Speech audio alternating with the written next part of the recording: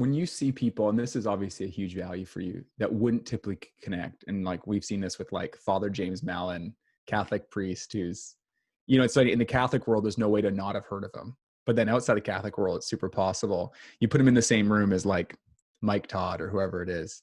And it's really powerful to see what happens.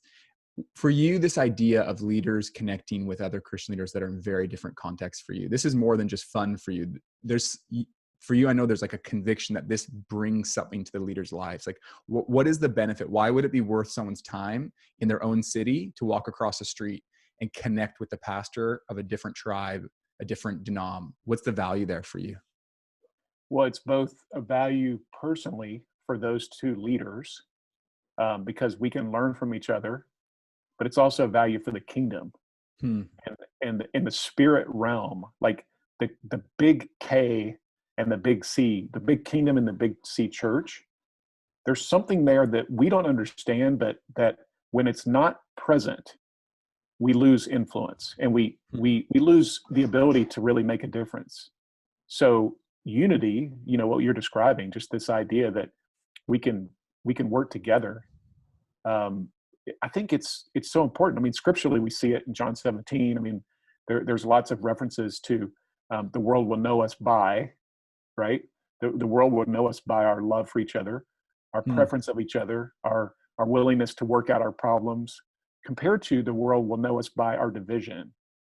And, we've got to change that narrative. Like it's not going to happen at the denominational level.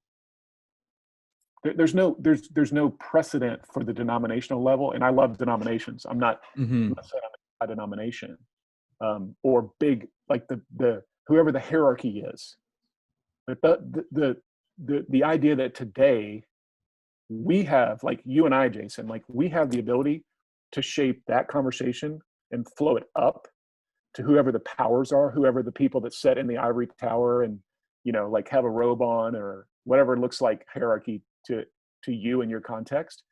We have the power to actually change the way they think. So that's why it's even more important today is we have to demonstrate that, again, person to person, like leader to leader. So there's so many reasons why it's important. And here's one final thing I'll say on this is it's your responsibility. Meaning, like, I'm pointing at all of us who are listening and watching. Don't wait on somebody else to be the gatherer or the connector or the unifier.